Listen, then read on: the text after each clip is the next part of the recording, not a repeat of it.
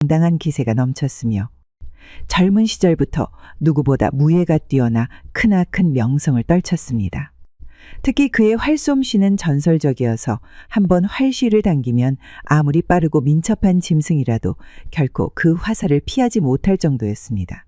전국 각지를 두루 돌며 자유롭게 산천을 누비던 삶을 살아오던 그는 어느덧 나이가 들자 안정을 찾고 싶은 마음이 들기 시작했습니다. 그렇게 방랑을 멈추고 정착할 곳을 찾던 중 송악부 소산의 깊고 고요한 골짜기를 발견하게 되었는데 그 골짜기는 맑은 계곡물이 흐르고 야생의 꽃이 만발한 아름다운 곳이었습니다. 그는 그곳에 작은 오두막을 짓고 사냥과 농사로 생활하며 평온하게 지내기 시작했습니다. 그러던 어느 따뜻한 봄날이었습니다. 호경은 맑은 물이 졸졸 흐르는 계곡에서 목이 말라 잠시 발걸음을 멈추고 있었습니다. 그때 어디선가 은은하고 맑은 노랫소리가 바람에 실려 들려왔습니다. 소리에 이끌려 천천히 발걸음을 옮긴 그는 계곡 한가운데에서 긴 머리칼을 곱게 늘어뜨리고 물을 깃고 있는 한 여인을 발견했습니다. 여인은 햇빛 아래에서 마치 선녀라도 되는 듯 청초하고 우아한 자태를 뽐내고 있었습니다. 긴 옷자락이 바람에 살며시 흔들렸고 맑은 계곡물에 비친 그녀의 얼굴은 눈부시도록 아름다웠습니다. 그녀의 손이 물속에 닿을 때마다 수정처럼 맑은 물방울이 튀어올랐고 그 광경은 마치 그림 속에서나 볼 수 있을 법한 신비로운 모습이었습니다. 호경은 순간적으로 넋을 잃고 말았습니다. 그의 심장은 난생 처음 느껴보는 감정에 두근거렸고 숨을 쉬는 것조차 잊어버린 듯했습니다. 한참을 그렇게 바라보다 정신을 차린 호경이 조심스럽게 말을 걸었습니다. 저 실례가 되지 않는다면 이 깊은 산속에 혼자 계신 이유를 여쭈어봐도 되겠습니까? 여인은 놀라움도 없이 부드럽고 맑은 목소리로 대답했습니다. 저는 이 계곡 근처에서 부모님을 모시고 살아가고 있어요. 매일 이 계곡에서 물을 깃고 있지만 오늘처럼 낯선 이를 만난 건 처음이네요. 그녀의 목소리는 청아했고 호경은 마음 깊은 곳에서부터 운명적인 끌림을 강하게 느꼈습니다. 두 사람은 그렇게 맑은 계곡물이 흐르는 그 자리에서 오랜 시간 이야기를 나누었고 짧은 시간이었지만 깊은 교감을 나누며 서로의 마음을 확인했습니다. 결국 둘은 하늘이 맺어준 인연임을 확신하고 곧 혼인을 올렸습니다. 부부의 사랑은 누구보다 깊고 애틋하여 마을 사람들이 모두 부러워했지만 이상하게도 오랜 세월이 흘러도 자식이 생기지 않았습니다. 처음에는 아무렇지 않게 생각했지만 해가 갈수록 그들의 마음은 점점 무거워져 갔습니다. 호경은 밤늦도록 사냥을 마치고 집으로 돌아올 때마다 깊은 한숨을 내쉬며 불을 지피고 있는 아내를 바라보았습니다. 그녀는 예전처럼 밝게 웃었지만 눈빛에는 보이지 않는 슬픔이 서려 있었습니다. 어느 날 달빛이 밝게 비추던 밤, 두 사람은 조용히 마당에 앉아 서로의 손을 맞잡았습니다. 여보, 나와 함께한 지 벌써 여러 해가 흘렀소. 당신도 알고 있겠지만 나는 나이가 들어가는데 아직도 우리 사이에 자식이 없다는 것이 마음에 걸리는구려.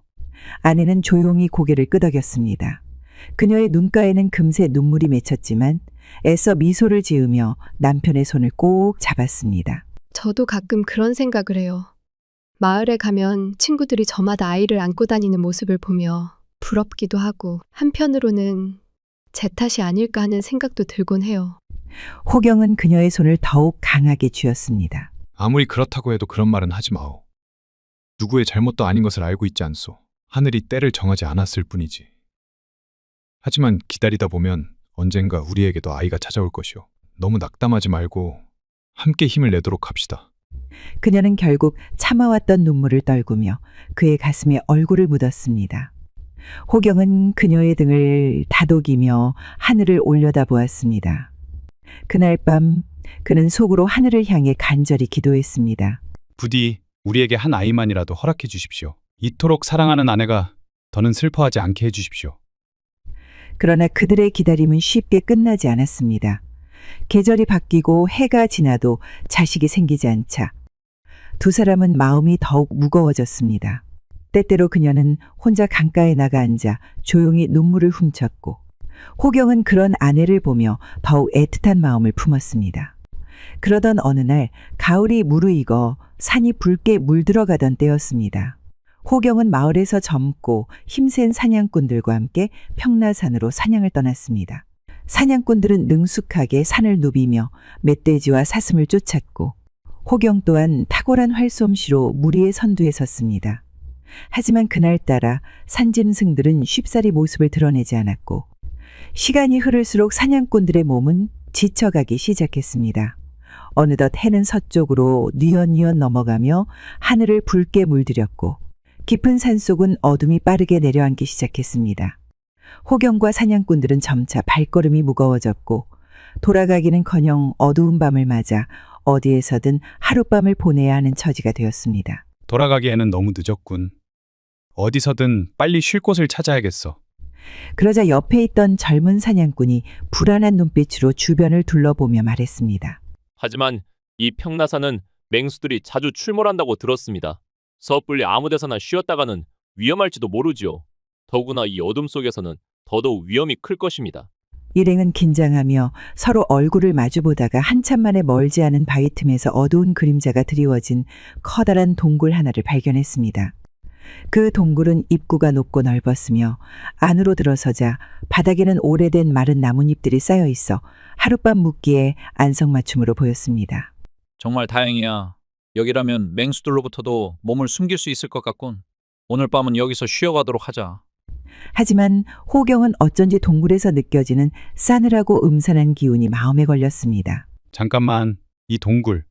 뭔가 불길한 기운이 느껴지는데 혹시 맹수들이 자주 드나드는 소굴은 아닐까? 호경의 말에 사냥꾼들은 긴장한 채 횃불을 높이 들어 조심스럽게 동굴 안쪽을 살폈습니다. 그러나 다행히 짐승의 흔적이나 냄새는 전혀 느껴지지 않았습니다. 그렇게 안심하고 일행은 피곤한 몸을 바닥에 누웠습니다. 그러나 깊은 밤이 되자 갑자기 바깥에서 알 수 없는 기이한 소리가 들려왔습니다. 저 멀리서 깊고 거친 울음소리가 산을 울리며 퍼져왔습니다. 처음엔 바람소리인가 했으나 점차 분명해진 그 울음소리는 누가 들어도 분명히 호랑이의 소리였습니다. 울음소리는 서서히 가까워져 마침내 동굴 바로 앞까지 다가온 듯 했습니다. 사냥꾼들은 모두 긴장하여 숨을 죽였고 몸을 바짝 낮춘 채 손에 든 무기를 꼭 붙잡았습니다. 큰일이야! 여기가 호랑이의 굴이었나 보다! 맹수의 소굴이라니! 하필이면 우리가 이런 곳에서 잠이 들다니! 일행은 공포로 굳어졌습니다.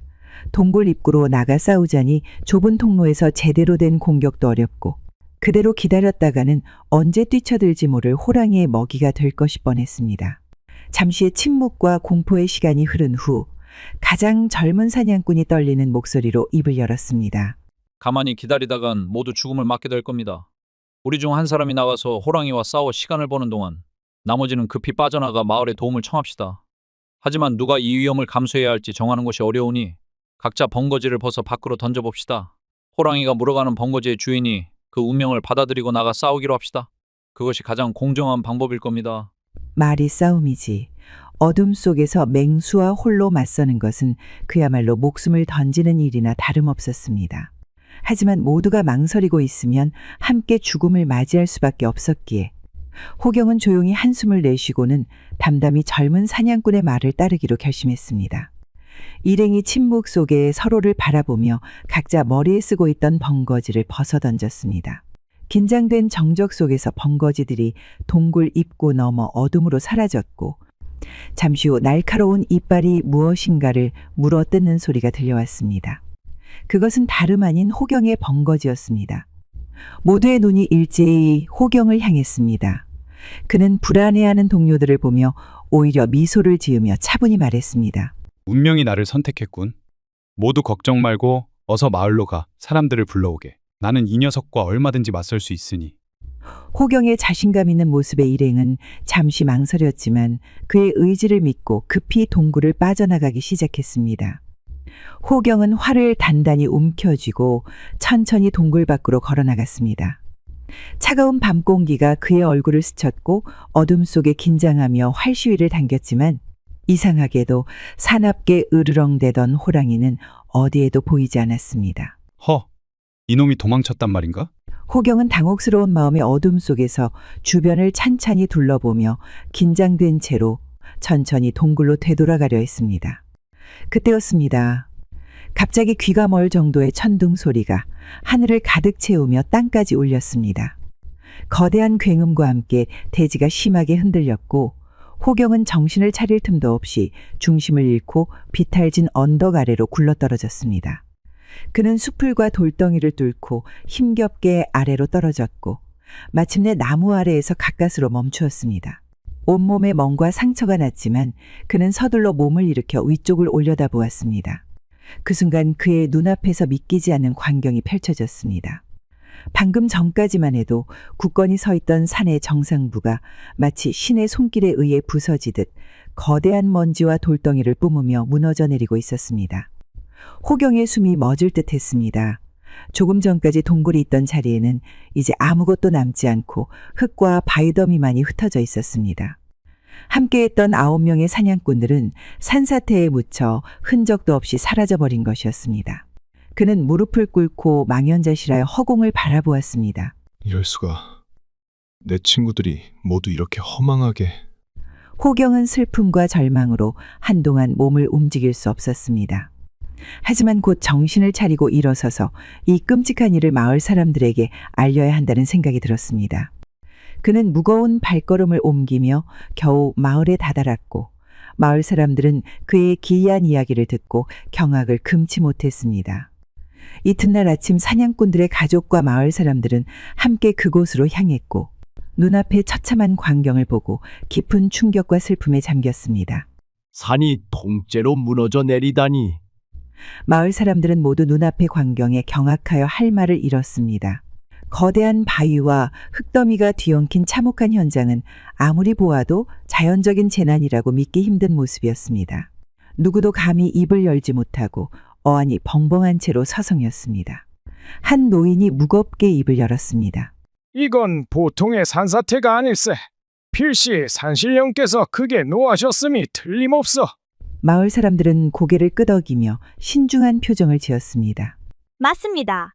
우리가 산신의 진노를 풀지 못하면 더 큰 화가 닥칠지도 모릅니다.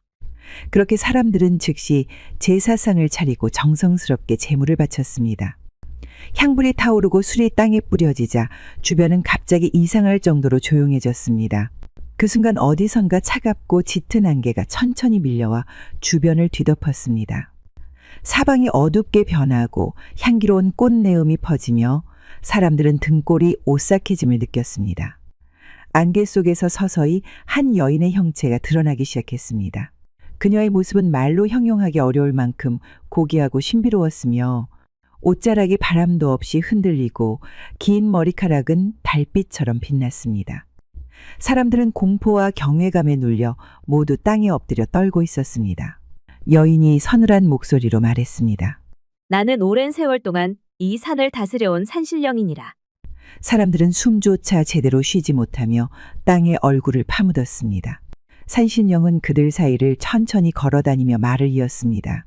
내가 이 산을 홀로 지켜온 지 수백 년이 넘었으나 이제는 혼자 이 산을 지키기엔 너무도 외롭구나. 산신령은 슬픈 듯한 표정을 지으며 천천히 김호경을 향해 발걸음을 옮겼습니다. 그녀의 발걸음마다 안개가 흐드러지고 주위의 공기가 차갑게 흔들렸습니다.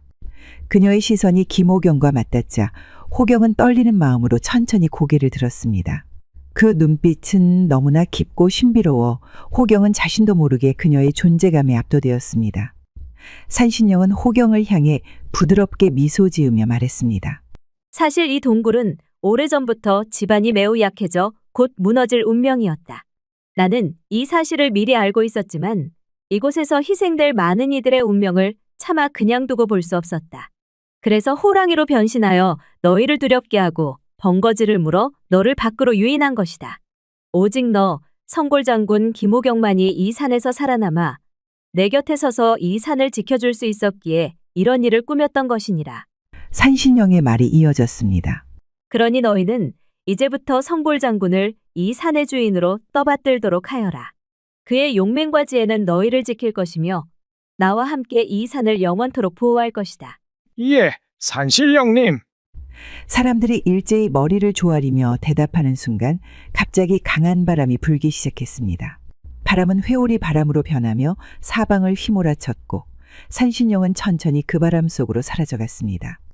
동시에 김호경 또한 마치 바람에 휩쓸리듯 흔적도 없이 사라졌습니다. 사람들은 한동안 두려움과 놀라움에 몸을 떨며 아무 말도 하지 못했습니다. 이게 어찌된 일이지? 정말 신기한 일이 아닌가? 한 사람이 간신히 침묵을 깨뜨리자 주변 사람들도 그제야 정신을 차리고 웅성거리기 시작했습니다. 사람들은 마치 꿈에서 막 깨어난 듯 멍한 표정으로 서로를 쳐다보았습니다. 방금 전까지 눈앞에서 벌어진 믿을 수 없는 장면에 모두의 얼굴에는 놀라움과 두려움이 뒤섞여 있었습니다. 그러자 나이 많은 촌장이 고개를 끄덕이며 깊은 한숨을 내쉬었습니다. 김호경 그 사람 예사로운 인물이 아니라고 생각은 했지만 이렇게까지 신령한 존재와 인연이 닿을 줄이야. 결국 산신령께서 직접 그를 택해 배필로 삼으셨으니 이 어찌 하늘이 내려준 운명이 아니겠는가? 다른 마을 사람들도 저마다 고개를 끄덕이며 동의했습니다. 맞는 말이네. 산신령이 그리 말씀하셨으니 우리 또한 성골 장군을 존귀한 존재로 받들어야 하지 않겠나? 그는 우리의 수호신으로서 이 산과 마을을 보호해 줄 테니. 맞습니다. 우리 마을의 수호신이 되셨으니 성심껏 모셔야지요. 앞으로 마을에 닥칠 모든 재앙과 위험으로부터 우리를 지켜주실 분이니까요. 마을 사람들은 서로의 얼굴을 보며 확신에 찬 목소리로 뜻을 모으기 시작했습니다. 그날로 마을 사람들은 성골 장군 김호경을 산의 대왕으로 정중하게 모시기로 결의하고 정성을 다하여 사당을 지어 제사를 지내기 시작했습니다. 마을 사람들은 성심을 다해 기도를 올리며 성골 장군의 이름을 높였고 그를 기리는 사당은 신성한 장소로 자리 잡았습니다. 또한 마을 사람들은 산에서 목숨을 잃은 9 사냥꾼을 기리기 위해 산의 이름을 다시 짓기로 했습니다. 그들은 함께 모여 진지하게 논의했습니다. 우리의 용감한 젊은이들이 9명이나 희생된 이 슬픈 사건을 잊어선 안 되지 않겠소?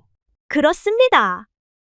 저 9 영혼이 이 산에 잠들어 있으니 그들을 영원히 기억할 만한 이름이 필요할 것입니다. 마침내 마을의 노인이 나서서 신중한 목소리로 제안했습니다. 이 산을 앞으로 구룡산이라 부르면 어떻겠는가? 9마리 용처럼 하늘로 올라가 신령스러운 존재가 된 9 젊은이들의 혼을 기리는 것이지. 사람들은 모두 감동하여 박수를 치며 동의했습니다. 구룡산이라니 참으로 훌륭한 이름입니다. 이 이름으로 우리의 자손 대대로 이들의 용기와 희생을 기억할 수 있을 것입니다. 이렇게 원래 평나산이라 불리던 그 산은 희생된 9 사내들의 영혼을 기리기 위해 구룡산이라 고쳐 부르게 되었습니다. 한편 성골 장군 김호경은 산신령의 남편이 되어 산을 다스리며 신성한 존재로 살아가게 되었습니다. 처음엔 갑작스러운 운명 변화에 당혹스러웠으나 곧 그는 새로운 삶을 받아들이고 산신령과 더불어 산을 보호하고 다스리는 일에 충실히 임했습니다. 산을 지키고 마을 사람들을 보살피는 일은 자부심을 느낄 만큼 보람이 있었지만 한편으론 인간 세상과 멀어지게 된 자신의 운명을 생각할 때마다 아쉬움과 그리움이 밀려왔습니다. 특히 그에게는 세상에서 남긴 것이 없다는 생각이 늘 마음에 무겁게 남아 있었습니다. 그는 신이 되었지만 인간으로서의 삶에서 끝내 자식 하나 얻지 못한 사실이 항상 그의 마음을 어둡게 했습니다. 이토록 존경받고 사당까지 지어 나를 떠받들어주는 일이니 더 이상 바랄 게 무엇이 있겠는가. 하지만 나의 핏줄을 이어갈 후손 하나 없다는 것이 너무도 허전하구나. 나의 핏줄이 이 땅에 남아있어야 먼 훗날에도 내 이름이 후손들의 기억 속에 살아있을 터인데. 그러한 생각이 마음 깊숙이 자리 잡아 지워지지 않았던 어느 날 그는 결국 간절한 마음으로 예전에 함께했던 아내를 찾아가기로 마음먹었습니다.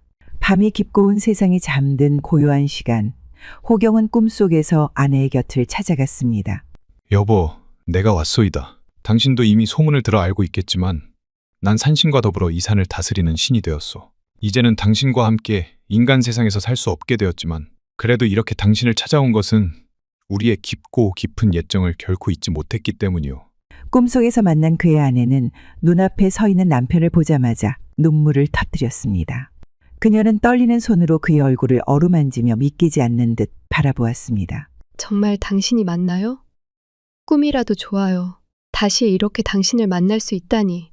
호경은 그녀의 손을 조용히 잡고 따스하게 감싸주었습니다. 내가 떠났어도 내 마음은 항상 여기 있었어. 당신을 잊은 적이 단 한순간도 없었어. 아내는 그 품에 안겨 조용히 흐느꼈습니다. 그녀는 그를 향한 그리움과 애틋함이 마치 물밀듯이 밀려오는 것을 느꼈습니다. 당신이 떠난 후 나는 매일 밤 당신을 그리워하며 기도했어요. 다시 한 번이라도 당신을 볼 수 있다면 단 한 번만이라도 꿈에서라도 당신을 만날 수 있다면 하고.